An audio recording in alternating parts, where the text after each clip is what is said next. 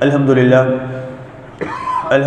وحدہ والصلاة والسلام علی من لا نبی بعدہ اما بعد فاعوذ باللہ من الشیطان الرجیم بسم اللہ الرحمن الرحیم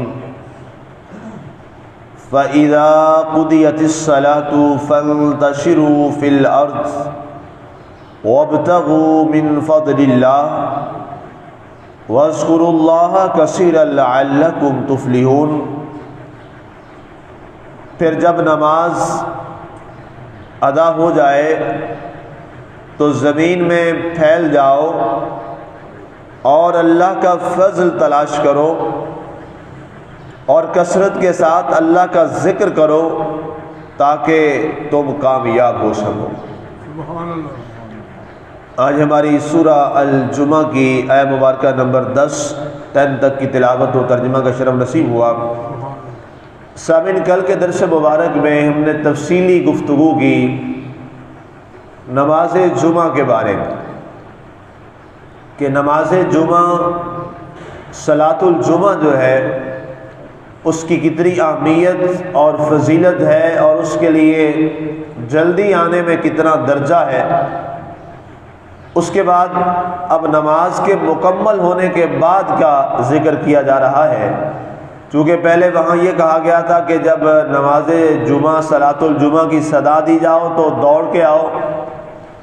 اب جب مکمل ہو جائے فرمایا فَإِذَا قُضِيَتِ الصَّلَاةُ فَانْتَشِرُوا فِي الْأَرْضِ، فرمایا نماز مکمل ہونے کے بعد اللہ تعالیٰ تمہیں اجازت دیتا ہے کہ اب تم زمین میں دوبارہ واپس پھیل جاؤ۔ ظاہر ہے کاروبار چھوڑ کے آئے تھے، دکان چھوڑ کے آئے تھے، اپنے معاملات زندگی چھوڑ کے آئے تھے، اب جب صلاۃ الجمعہ مکمل ہو گئی تو فرمایا پھر واپس لوٹ جاؤ اپنے کاموں میں، جہاں جہاں جو کام چھوڑ کے آئے تھے اب واپس دوبارہ اپنے کاموں پہ چلے جاؤ۔ وَابْتَغُوا مِنْ فَضْلِ اللَّهِ، اور اللہ کا فضل تلاش کرو۔ اب یہ اللہ کا فضل جو ہے اس کی بہت ساری تفاسیر کی گئی ہے۔ ایک تفسیر تو اس کی یہ کی گئی ہے کہ نماز جمعہ صلاۃ الجمعہ مکمل ہونے کے بعد اللہ تعالیٰ سے مزید اور استغفار کی دعا مانگنا یہ اللہ کا فضل ہے۔ دوسرا معنی یہ ہے کہ اللہ تعالیٰ کے حضور اس کے احسان کا بار بار ذکر کرنا کہ اے اللہ تیرا بڑا احسان ہے، تیرا فضل ہے، تیرا کرم ہے کہ تو نے ہمیں نماز جمعہ عطا فرمائی۔ سبحان اللہ، یہ بہت بڑا اعزاز ہے، بہت بڑا شرف ہے نماز جمعہ انسان کو نصیب ہو جانا۔ اور اس کے بعد تیسری بات جو اس کی وضاحت کی گئی اللہ کے فضل سے، فرمایا گیا کہ اللہ کے فضل سے مراد یہ ہے کہ رزق حلال تلاش کرنا۔ جب آئے تھے تو اپنا کام شام چھوڑ کے آئے تھے، اب مکمل ہونے کے بعد پھر دوبارہ جمعہ ادا کرنے کے بعد پھر اپنے کاروبار میں لگ جاؤ، اپنے کام میں لگ جاؤ، رزق حلال کی تلاش میں پھر نکل جاؤ اور اللہ تعالیٰ سے رزق حلال کی طلب کرو۔ اے اللہ تعالیٰ تو نے جیسے ہمیں بڑے خوبصورت اور نیک کام میں بلایا، ہمیں صلاۃ الجمعہ عطا فرمائی، اے اللہ اسی طرح اب ہمیں رزق حلال کا بھی وافر انداز میں عطا فرما۔ اور فرمایا اس کی تلاش میں جب تم نکلو گے تو اللہ تعالیٰ جمعۃ المبارک کی برکت سے جو تم نے ادا کیا ہے اللہ تعالیٰ تمہارے کاروبار میں بھی برکت ڈالے گا، تمہیں رزق حلال بھی عطا فرمائے گا۔ یہ اللہ کا فضل ہے۔ ایک اس کی وضاحت یہ کی گئی فضل کے حوالہ سے کہ اللہ کے فضل سے مراد یہ ہے کہ چونکہ جو شخص نماز جمعہ کے لیے آتا ہے جب صدا لگائی جاتی ہے وہ دوڑ کے آتا ہے، تو اب اللہ نے اس پہ کرم یہ کیا ہے کہ اگلے جمعے تک کے لیے اللہ نے اس کے گناہوں کو معاف کر دیا ہے۔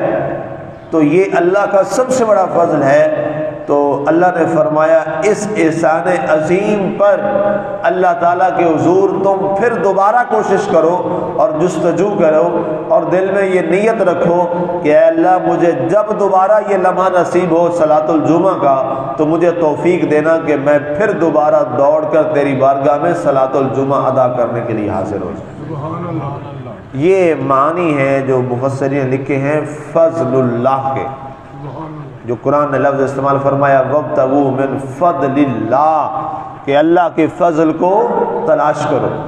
اس کے بعد کیا فرمایا؟ تیسری چیز ہے وَاذْكُرُوا اللَّهَ كَثِيرًا، اور اللہ کا ذکر کرو کثرت کے ساتھ۔ اب نماز جمعہ کیا ہے؟ یہ بھی اللہ کا ذکر ہے، خطبہ ہوا یہ بھی اللہ کا ذکر ہے، اس کے بعد 2 فرض ادا کیے، دعا کی، یہ اللہ کا ذکر ہے۔ اب اللہ مزید اور فرما رہا ہے کہ اور اللہ کا ذکر کثرت سے ادا کرو۔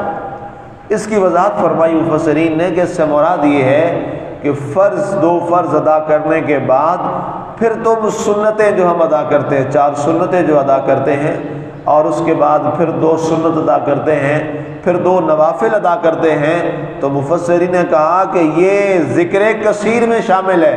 وَاذْكُرُوا اللَّهَ كَثِيرًا، 2 فرضوں کے بعد جب تم یہ سنن اور نوافل ادا کرتے ہو تو یہ تمہارے کثرت ذکر میں آ جاتا ہے، اس لیے ان کو بھی مسجد میں ان کا اہتمام کر لو یا گھر میں جا کے اس کو ادا کر لو۔ فرمایا جب تم یہ سنن اور نوافل ادا کرو گے اللہ تعالیٰ تمہیں ذکر کثیر کا ثواب عطا فرما دے۔ ایک تو یہ اس کا معنی بتایا گیا۔ دوسرا معنی یہ ہے کہ اللہ تعالیٰ کی یاد اور زیادہ بڑھا دو اب، کہ اس کا کرم، اس کا احسان۔ ظاہر ہے اللہ تعالیٰ کی ہدایت اور توفیق کے بغیر تو دنیا میں انسان کوئی بھی نیکی والا کام نہیں کر سکتا۔ یہ تو اللہ کی توفیق اور کرم ہے، اور اللہ کرے کہ اللہ تعالیٰ اپنے بندوں میں ہر ایک کو یہ توفیق عطا فرما دے، اور انسان اللہ سے بار بار دعا مانگے اے میرے مالک مجھے توفیق عطا فرما دے۔ اگر کوئی نماز پڑھنے کے لیے نہیں آ رہا، کوئی جمعہ کے لیے جیسے کل ہم نے بات کی کوئی نہیں آ پا رہا، تو وہ یہ نہ سمجھے کہ میں نہیں جا رہا، اس کو اللہ نے توفیق نہیں دی، اللہ نے اس کو یہ توفیق ہی نہیں بخشی، اللہ اس سے ناراض ہے۔ وہ اللہ سے معافی مانگے کہ یا اللہ تو نے مجھے توفیق ہی نہیں دی، یا اللہ تو نے میرے مقدر میں یہ کیا ہی نہیں ہے، مجھے اس کی توفیق ہی نہیں ہو رہی۔ کوئی یہ نہیں سمجھے کہ جی میں نماز پڑھنے نہیں آیا، نہیں نہیں، تیرے رب نے تجھے توفیق ہی نہیں بخشی، تیرے رب نے تجھے یہ تیرے نصیب میں نہیں کیا۔ جو شخص جو بھی نیکی کرتا ہے، ذرہ بھر بھی چھوٹی سی بھی جو نیکی ہے، حالانکہ نیکی چھوٹی تو نہیں ہوتی، ہمارے سمجھانے کے لیے یہ بتایا گیا کہ جس کو تم چھوٹا سمجھ رہے ہو کہ یہ چھوٹی نیکی ہے، اللہ فرماتا ہے وہ چھوٹی سے چھوٹی نیکی بھی میری توفیق کے بغیر تم نہیں کر سکتے۔ یہ اللہ کی توفیق ہوتی ہے، یہ اللہ کی عنایت اور اس کا کرم ہوتا ہے تو انسان وہ نیکی کرتا ہے۔ تو اس لیے فرمایا کہ اللہ کی بارگاہ میں اور زیادہ اس کا نام لو، اور زیادہ اس کا ذکر کرو، اللہ کو زیادہ سے زیادہ یاد کرو۔ اے اللہ تیرا شکر ہے، اے اللہ تیرا کرم ہے، اے اللہ تیرے اس عظیم احسان پر تیرے حضور یا اللہ بار بار کلمہ شکر ادا کرتے ہیں۔ یہ اللہ کا ذکر ہے، یا اللہ کہ تو نے ہمیں توفیق بخشی، اب اے اللہ تجھ سے پھر دعا کر رہے ہیں تیرا نام بار بار لے کر، اے میرے مالک یہ توفیق ہمیں نصیب فرماتے رہنا۔ اور پھر جب اس کی توفیق ہو جائے اور جب اس کا کرم ہو جائے، یقین جانے پھر ناممکن بھی ممکن مالک بنا دیتا۔ توفیق الہی کئی دفعہ اس کی بے شمار مثالیں ہیں، بہت سارے ایسے معاملات نیک کام کے اللہ توفیق دیتا ہے، مالک توفیق دیتا ہے، اور پھر ایسی توفیق دیتا ہے کہ ظاہری طور پر یہ لگتا ہے کہ یہ ناممکن ہے، انسان یہ کر بھی نہیں سکتا، لیکن اللہ تعالیٰ وہ کروا لیتا ہے۔ اللہ تعالیٰ اپنے ذکر سے اور اپنے نیک کام کی اس توفیق سے میرا مالک عنایت عطا فرماتا ہے، تو یہ کیا ہے؟ یہ محض فضل رب ذوالجلال ہوتا ہے۔ اس لیے ہر لمحہ اللہ سے یہ دعا مانگے اے اللہ ہمیں اپنے دربار گوہربار میں میرے مالک ہمیں ہمیشہ نیکی کی توفیق عطا فرما، اور یہ دعا مسلسل کرتے رہنا چاہیے، ہر لمحہ کرتے رہنا چاہیے، تاکہ میرا مالک ہمیشہ ہمارے اوپر کرم رکھے اور ہمیں نیکی کی توفیق عطا فرماتا ہے۔ وَاذْكُرُوا اللَّهَ كَثِيرًا، ایک اس کا معنی یہ ہے قرآن میں ایک اور آیت اس سے پہلے گزر چکی، اس کا درس بھی ہو چکا۔ اللہ فرماتا ہے کہ یہ میرے لیے بڑی میری طرف سے بندے پر کرم ہے کہ جب وہ مجھے یاد کرتا ہے، ذکر میرا کرتا ہے، تو اس کے جواب میں اللہ اسے یاد کرتا ہوں۔ آیت کیا ہے؟ فَاذْكُرُونِي أَذْكُرْكُمْ وَاشْكُرُونِي وَلَا تَكْفُرُونَ، اے میرے بندے تو مجھے یاد کر، میں اللہ ہوں کہ تجھے یاد کروں گا۔ کوئی مقابلہ ہے بھلا؟ ہم کہاں گھٹیا، حقیر، فقیر، ذلیل، ہماری کیا حیثیت، اور کہاں وہ مالک لم یزل، مالک دو سرا، کہاں وہ خالق، کہاں وہ ساری کائنات کا رازق، کہاں وہ اعلیٰ، کہاں ہم اسفل، کہاں وہ برتر اور کہاں ہم کمتر۔ کوئی مقابلہ ہی کوئی نہیں ہے، کروڑواں حصہ بھی مقابلہ نہیں ہے، اور ہم اس کی مخلوق، وہ ہمارا اللہ، وہ ہمارا معبود اعظم، لیکن کیا اس کا کرم ہے۔ فرما رہا ہے فَاذْكُرُونِي أَذْكُرْكُمْ، میرے بندے تو مجھے یاد کر، میں اللہ تجھے یاد کروں گا۔ تو اس سے بڑا اعزاز تو کائنات میں کوئی نہیں ہے کہ جس بندے کو رب یاد فرما لے، جس بندے کو مالک یاد کرے۔